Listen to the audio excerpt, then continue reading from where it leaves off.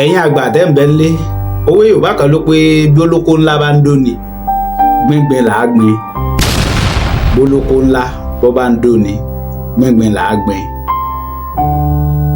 ìrùn bẹ́ẹ̀ mọ̀ pé ọ̀rọ̀ àwọn ọmọ wa tí wọ́n kó lẹ̀ lóògùn nílùú Ògbómọ̀ṣọ́ ó ti tó ká jí gìrì èyí tá a gbìn sínú ó ti tó ẹ gbìyànjú àti bóde ẹ já lo àwọn nǹkan àwọn bàbá wa ọmọ Yorùbá ẹ̀yin bàbá wa tẹ̀sí láwọn nǹkan Yorùbá tẹ́ fi jagun ẹ kó bọ́ta Yorùbá ò ní bàjẹ́ lágbára ṣe ìdùnnú èmi mọ̀ pé àwọn nǹkan àwọn bàbá wa sì kù lọ́wọ́ èmi àti ẹja kó wọn bọ́ta báwo àsìn bá tiẹ̀ jẹ́ sí tá a mọ nǹkan kan ẹ̀yin bàbá wa tẹ́ tó àdàgbà ẹ sì níwọ̀n ẹ jogún àwọn ìwé ẹ mọ̀jọ́ jẹ́ pé bóyá wọn oògùn owó nǹkan kan nìkan ló kù nínú ìwé àbẹ̀bẹ̀ sọ fún wa pé àwọn oògùn owó àwọn oṣólẹ̀ gbóná ló kù nínú àwọn ìwé tẹ́ jogún lọ́wọ́ àwọn bàbá yín ni àwọn nǹkan àmúṣagbára míì náà wà àwọn ká máa bá tèèyàn jẹ́ inú sì kù nínú àwọn àkáàwé tọ̀dọ̀ tí yín tẹ́ jogún ṣé ẹ fẹ́ sọ pé ká máa bá tọmọlàkejì jẹ́ inú sì ṣẹ́kù nínú àwọn àká tọ̀dọ̀ tí yín ẹ̀yin ìyá wa arúgbó aṣọ mọ́balẹ̀ ń bolẹ̀ wà nǹkan tí ń ṣe wá nílẹ̀ Yorùbá o ẹ fọ̀rọ̀ ọmọ ológo lẹ̀ báyìí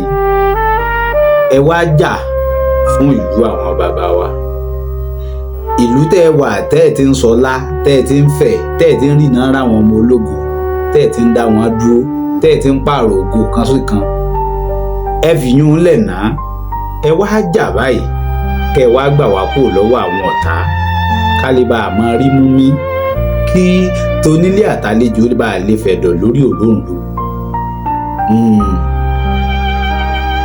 ọmọ Àjàó sọ yìí ná mo dánu dúró ilẹ̀ Yorùbá ò ní bàjẹ́ kò nítorí mi bàjẹ́ ò torí bọ́bá ìbàjẹ́ ọba tó jẹ tìlú tú ayé ò lè gbàgbé ẹ̀ nínú ìtàn èyí tó sì jẹ tìlú tòrò náà ayé ò ní gbàgbé rẹ̀ nínú ìtàn. ẹ rántí àwọn bàbá wa tó jagun Mọdákẹ́kẹ́ àti Ifẹ̀ ṣé ẹ rántí àwọn bàbá wa tó jagun nílùú Ìbàdàn orúkọ wọn sì wà nínú ìtàn ṣé ẹ rántí àwọn bàbá wa tó jagun Ògbórí Ẹ̀gbẹ́lẹ́mọ̀ṣọ́ nílùú Ògbómọ̀ṣọ́ ayé ò gbàgbé wọn nínú ìtàn bẹ́yìn náà bá wá wà láyé tẹ́ ẹ sì kú báyìí tí nǹkan báyìí bá wá ń ṣẹlẹ̀ sí wa ṣe rí i pé ìgbẹ́ta sí bí o ẹ má jà gbàgbé ẹ̀yin náà nínú ìtàn ẹ bá wa wá nǹkan ṣe sí ẹ̀yin ìyá wa arógbá aṣọ mọ́balẹ̀ ní àgbààgbà tẹ́ ẹ wà lórígun mẹ́rẹ̀ẹ̀rin ilẹ̀ Yorùbá ẹ dìde ọwọ́ yín kanwọ́ abẹ́ tí ẹ máa ń fò lóru tẹ́ ẹ fò mọ́ ni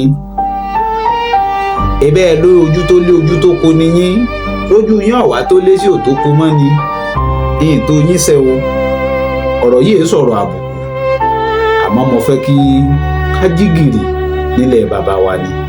ẹ má jẹ́ wọ́n gbalẹ̀ bàbá wa mọ́ wa lọ́wọ́ ẹ dìde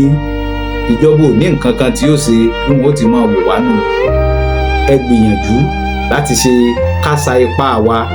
àwa la nílẹ̀ bàbá wa ẹ já pààrọ̀ inú wa àtọ̀dọ̀fín wa ká lè bá àjọ gbégbé ayé àlàáfíà torí pé àwọn ọmọ tẹ́ ẹ bílẹ̀ ńlọ́jọ́ ọ̀la yín o bẹ́ẹ̀ bá ti wá ń wò wá ràn ogun oko wa lọ tán tọ̀ ẹni ọmọ sin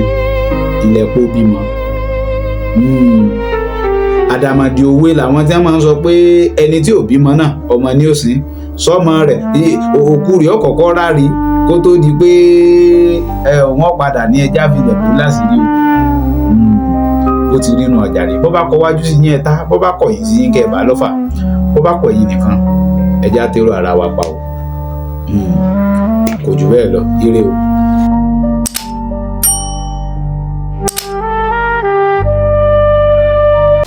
As a man, if you want to gain your strength, make sure you get Armor Herbal Extract now. Armor Herbal Extract, natural herbal mix for men power. It dey bring back strength and stamina. Fast action, you go feel am quick. Safe, effective and no noise. No let weak performance spoil your happiness. Give your woman the satisfaction wey she deserve. Get Armour Herbal Extract today. Turn every night to correct enjoyment. You can ask her for Armour at a pharmacy near you or order online through their website. Armour Herbal Extract. Bring back the fire.